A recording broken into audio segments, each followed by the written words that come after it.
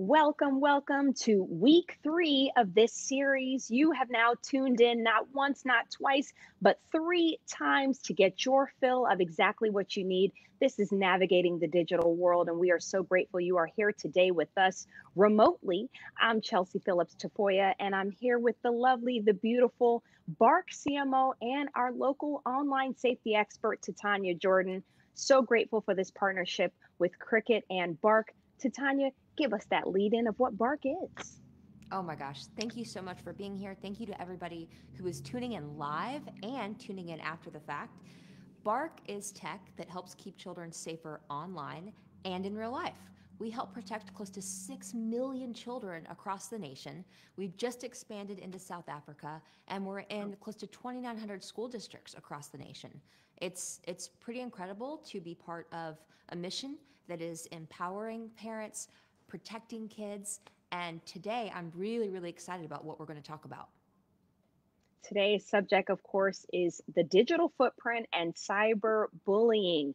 Two topics I think that are so give us a little bit of a chill. They're hard to talk about, but absolutely things that we need. We thank you very much for tuning in the last 2 weeks and submitting your questions to us.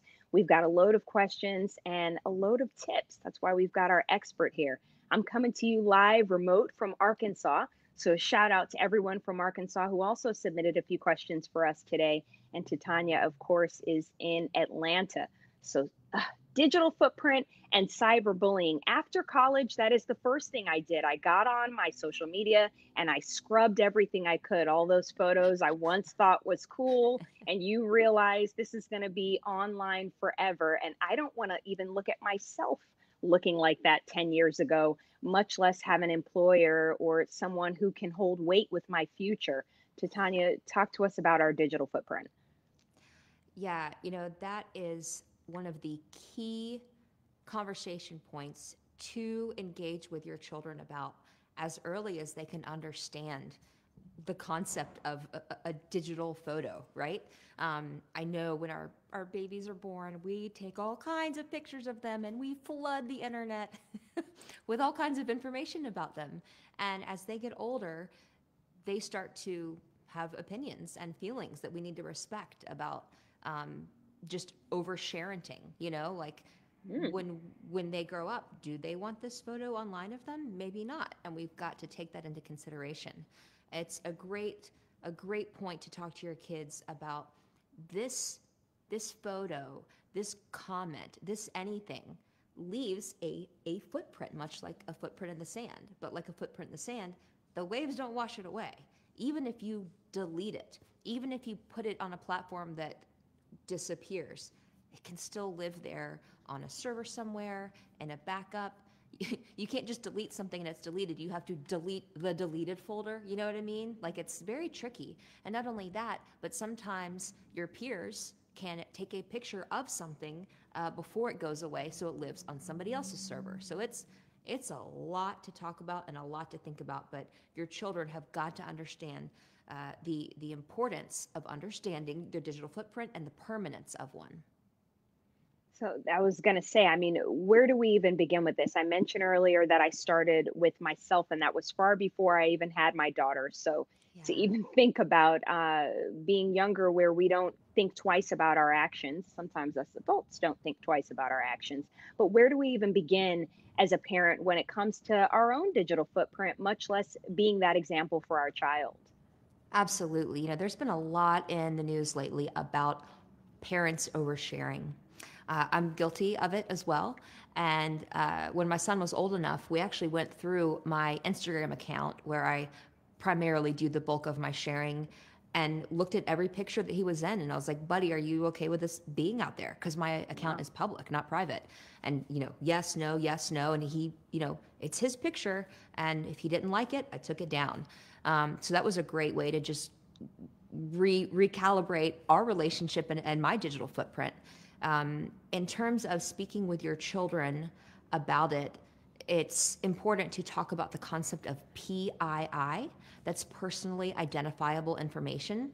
You want to help them understand that whether it's mom, dad's, grandma's information online, you want to be very limited with how much of that exists. your real name, your birth date, where you go to school, the activities you like, the city you live in. The less information you can give the internet, the better. A lot of children like to use maybe their real names or their year of graduation in some of their profiles and usernames. Bad idea. Let's not give the internet and the tricky people that live on the internet anything to go off of when it comes to being able to communicate with you, make friends with you, build trust with you, because there's a lot of tricky people out there that want to do that. So it's not a one and done conversation either. You've got to talk about it at multiple times throughout their growth and development. When they're young kids, you know, you can say like, I know mommy takes a lot of pictures of you, but mommy isn't going to necessarily put these online. These are for us to enjoy as a family. I might text these to a small group of people, but I'm not going to put this everywhere that anybody could see. And then as they get older and they have their own ability to upload their own content to the internet, deep breath, really, really, really, really stress how important it is to not put anything online that you wouldn't want, let's say, grandma to see. Definitely. I think one of the things that sometimes we forget ourselves, much less with children, is that would you go into Walmart and kind of yell out all of these things? Something about it being a computer screen. You know, we forget that there are actually people on the other side of this computer screen that have their own opinions and their own agendas, unfortunately, that they can do things with our information, whatever they want to do. So if I'm a parent and I have my 12, 13, 14-year old and we're just coming to be online, you've given us a lot of information about the initial conversations you should have about digital footprints and things to think about like PII. But what if my child has been online for a bit? Kind of how often should I scrub? How often should I be kind of taking a look and having these digital footprint conversations? Ooh, that's a heavy, heavy thing that I'm actually living through right now Oh, because children might not always understand why something can't be online. They might not always understand that that could have ramifications 5, 10, 15 years down the road. And so, how often should you be having these conversations? Daily, weekly, monthly. Weave it into your normal flow of conversation with them. Show them examples of, because there's plenty of them, of bad choices that other children have made or bad things that have happened to other children that are all over the news, and say, I don't want this happening to you. Help them understand that while it might not happen to them, if it does, it will be very, very, very bad. You do need to review accounts with them if they'll let you. It's easier for me to talk about it than to actually get some time with your child where they will sit still and show you the stuff on their phone.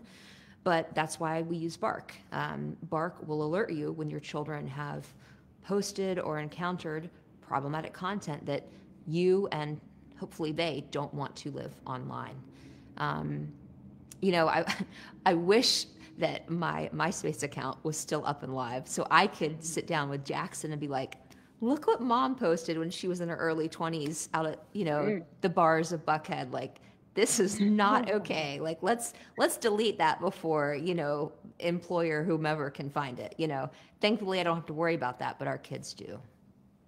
Absolutely. And again, just setting that example. I love that you mentioned something that we've discussed in the past as well, our previous 2 weeks, which is having that conversation with your child, going through things with your child, and also being very transparent with them. Like I mentioned before, I had to scrub my own digital footprint, and I do it very often, actually. And Yeah. another thing that we don't realize too is that people judge you even on the photos that you click and like. If there's Hmm. a meme that has some content on it and you just click that photo and you like it, you give it that thumbs up.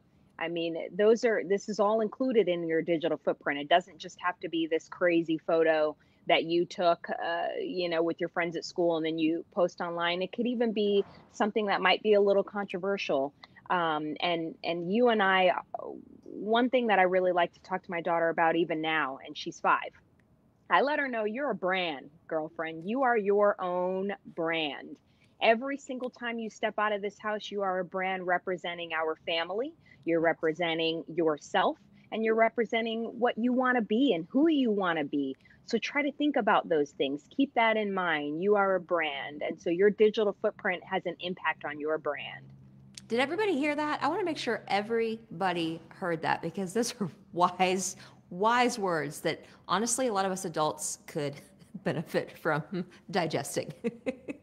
Yes, absolutely. And I so first I started I how I had that conversation, and she's only 5 now. I said, what are some things that you like?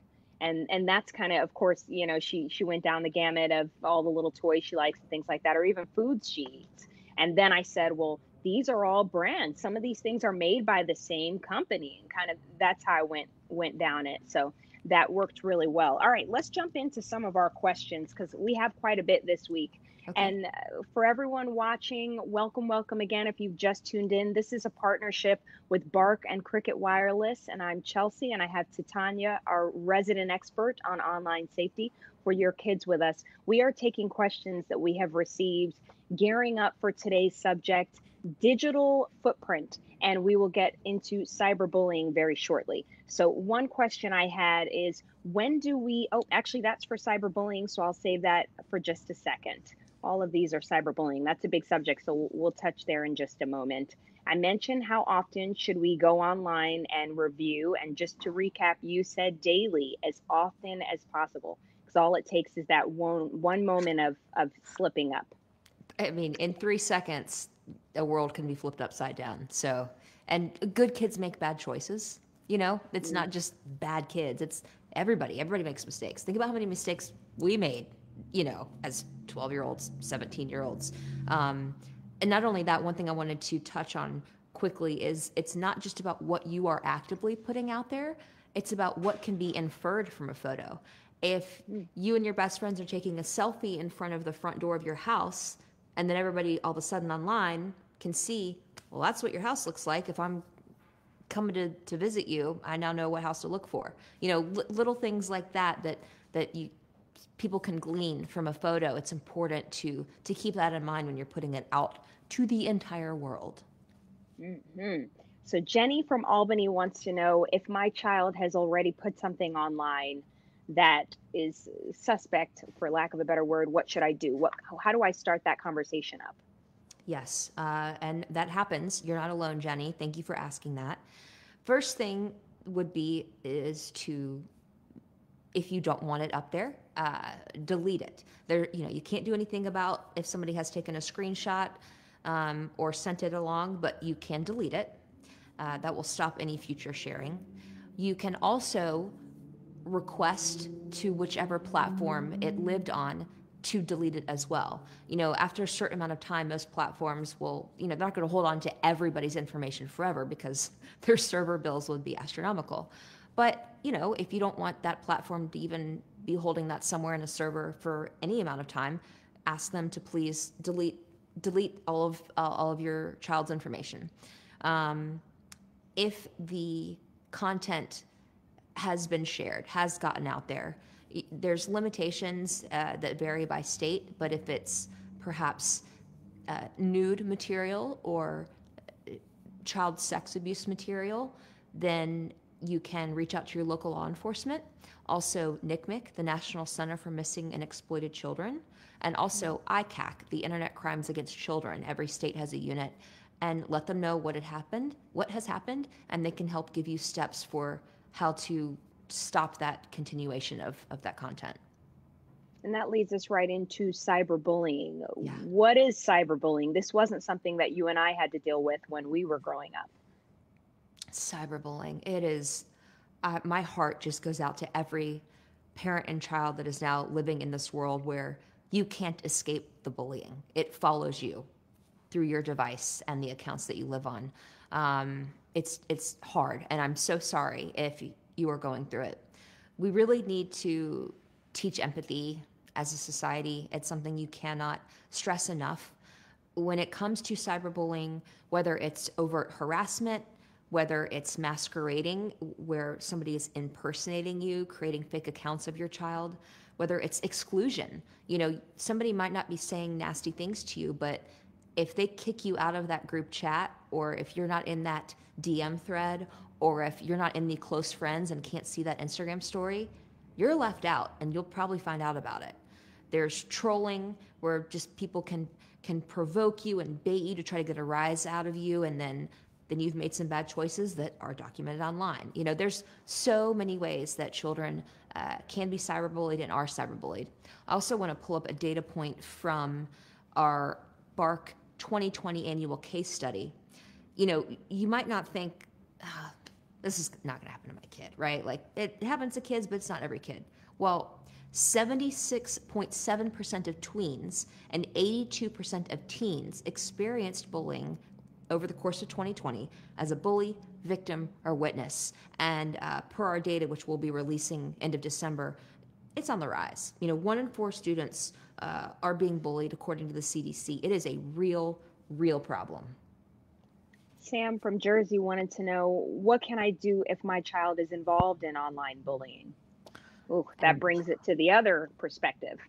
because kids may not realize, and also they may think it's teasing, things like that. What do I do if my kid is involved in cyberbullying? Thank you, Sam, for asking that. It's a very nuanced dilemma, because if, big if, your child comes to you and says, I'm being cyberbullied, that's a really brave step on their part, because chances are they're afraid that by coming to you, their bullies will be incited to bully them even more because they've told on them, right? They've ratted. Mm. A lot of kids don't even want to surface it because they don't want mom or dad or caregiver stepping in. They don't want it to get worse. Um, there are ways to report it, to stop it, and not make your child a target for even more cyberbullying. You absolutely have to let the school know, the coach know, whomever is in charge when you're not there of those children that it's happening with. You've got to let them know. It has to stop. If it's happening on a specific platform, thankfully a lot of the platforms have tools built in where you can report it. Now, unfortunately, it's happening so much that they don't always act right away. And so after you have reported it, it's important to document it. Take a screenshot of what happened so that you have proof that it happened. You can also escalate it to your local law enforcement. There are actually rules and laws that exist around cyberbullying, and your family and your child is sometimes protected by those laws, and they can help guide you through that. Don't ever be afraid to reach out to local law enforcement to help with that. They unfortunately see it a lot, and they can help. It's not easy. It is happening a lot, but we have to do something about it. We have to stop it. And a lot of times, as I mentioned earlier, you're not going to know maybe until it's been happening for a really long time. If you notice that your child loses their appetite, their grades are dropping, they're sleeping more, they don't have interest in activities like they used to, they seem kind of nervous and agitated around their phone or when notifications come in, you know, anything that might seem off or unusual about your child, pay attention to that change and trust your gut. And if you don't feel like you can talk to them candidly about what's going on, don't be afraid to reach out to their primary care physician or school counselor to help figure out what's going on underneath that. And what if my child is the one, unfortunately, cyberbullying? As I mentioned earlier, a lot of the time we're just teasing, but really it may be cyberbullying, and maybe my child does not know. Yeah, you know, good kids make bad choices. I think we can all think back to our time as children and say, I wish I didn't say that. I wish I didn't do that. That was really hurtful. That was wrong. I wish I could take that back. And so don't dwell or label your child as a bully. That's really not going to Mm. help anyone. Use child-centered language like they have bullied or they have engaged in bullying behavior. You don't Mm. want to label your child as a bully because labels can stick and perpetuate themselves. Let them know that their actions were unacceptable and there are consequences for those actions, but there's also grace, there's also forgiveness, there's always hope. They can ask for forgiveness and teach empathy. You know, it's hard, it's so hard, but if they can just understand what it's like to walk even a step, much less a mile, in that person's shoes, and understand how their words can hurt, help them see the other side of it. It will help all of us, not only in their immediate future, but in their long term as well. Absolutely. I think a topic that we've discussed again in previous weeks still applies today, which is if you get in front of these conversations, have these conversations right now so your son or daughter knows that your door is open. Maybe you've experienced it yourself and you can share your experience with your child so you can relate to them in that way. And also setting restrictions. So at Bark and to Tanya, you also promote a tech contract. If you could touch on a tech contract and how that would apply to cyberbullying and your digital footprint. Yeah, thank you for bringing up that tech contract. We'll drop a link in the comments below. There's free resources you can utilize to create your own family tech contract. And in that tech contract, you could make whatever you'd like it to be, including we will not cyberbully others. We will not speak unkindly to others. We will not make fun of others. We will not impersonate others. If we see something, we will say something. We will not be bystanders if we see somebody getting hurt online. And there will be consequences. If it is flagged that something is happening, you lose your phone, you lose access. There are consequences for bad choices. Tech contracts are really powerful ways to just set some ground rules of like, if you get to use this powerful piece of tech, there are rules in which you can go about using it or abusing it and then losing it. And a reminder as well that we've discussed in previous weeks, when you have these conversations with your child, it starts with your tone. When I think of digital footprint, when I think of cyberbullying, like I mentioned earlier, I kind of want to cringe. But if you go to your child in that manner, they receive that tone and that's how they approach you. Like, hey, we have to have a conversation. If you approach them that way, that's how the rest of the conversation will go. So begin the conversation on an up note. Having your child have the opportunity to be online is a blessing. It's also a privilege. And so if you approach them that way and say, listen, being online can be a fantastic thing. There's so much you can learn, so much you can explore with, so many people you can connect with. So start there on a positive note and let them receive you and have these initial conversations before things happen down the line. That way, again, when things do happen, you're able to kind of discuss it. You've already broken that ground with your child so they know they can come to you. You mentioned a powerful word I love. And Juliana from Lawrenceville actually said, what do I do if my child is a bystander? I just learned that they can be charged if they're a bystander as well. That's really hard. It really comes down to those ongoing conversations. And as you just mentioned, instead of coming at your child, I'm the adult, you're the kid, and you need to listen to me. It's really a lot more effective if you can perhaps share a time with them.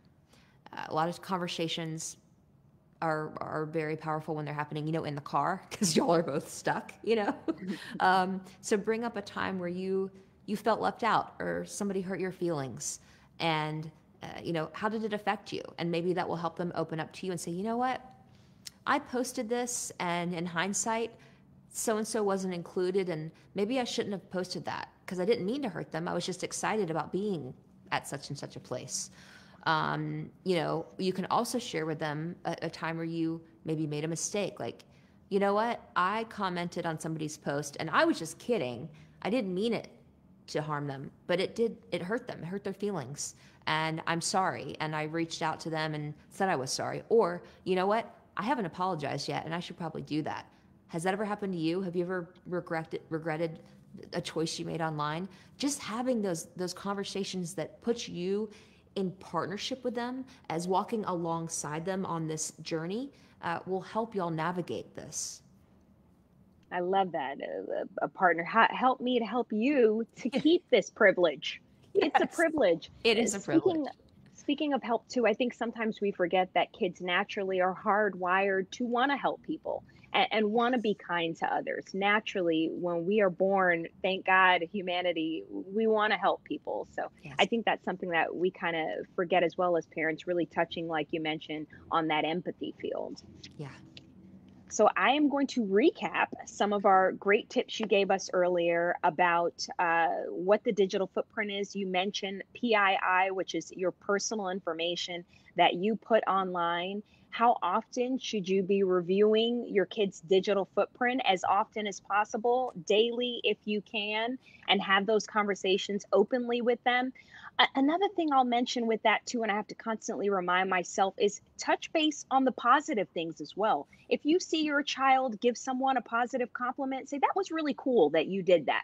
Keep that positive praise going along with the negative things as well. So they know that they can just have an open dialogue to you, and they can come to you again if something does, or when, I suppose, something negative happens, they can keep that conversation going with you. Review your accounts with your kids. You mentioned that for your digital footprint as well. And I think that's so so important. Be a positive example for your kids, and also talk to them that about the fact that we can't read your tone online. Things can be inferred online, information can be inferred online, so be very careful there. And to recap a lot of what we just spoke about cyberbullying, again, have those conversations with your children up front on a positive tone. Talk to them about the good and the bad, the good looking and the ugly that can happen.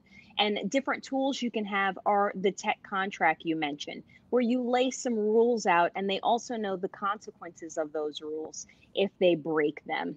And also let them know with cyberbullying that this is not just a household thing. There is law enforcement that can get involved, and different entities within school, different consequences that can come with them. Do not label your child if unfortunately your child has intentionally or unintentionally cyberbullied. Don't label them a bully. That's very important. And I love that you said that to Tanya. Let them know they were involved in bullying activity, and also how what they need to do now to change that. I think I hit all of the points that we've recapped. Please continue to respond below. We've got 3 more minutes for this Facebook Live for our third session, which has been about the digital footprint and cyberbullying in this partnership with so thankful and so thankful to you, to Tanya Bark, for getting us all together. But please continue to comment below. And we've got 2 more sessions that will be coming to you live. So please make sure you check back in with us next Wednesday during your lunch break at the same time, 12:30. I'll Yeah, pass it over to you. yeah, I want to remind everybody that Bark can alert you when your child is involved in cyberbullying, either as a bully, as a victim, as a witness. So make sure you take advantage of the free Bark Junior offering that, thank you, Cricket Wireless, any Cricket Wireless customer can take advantage of. So thankful that we can help there, and thank you, Chelsea. Thank you so much for being here. And yes, please ask us anything. AMA, that stands for Ask Me Anything. Ask me, ask Chelsea. Drop those comments below. We'll cover it, and if we don't know the answer, we will find an expert who does. We are all in this together for the good, the bad, and the ugly of parenting in a digital tech world. We greatly appreciate you guys today for this collaboration with Cricket Wireless and Bark. This is Chelsea and Titania, and we are signing out.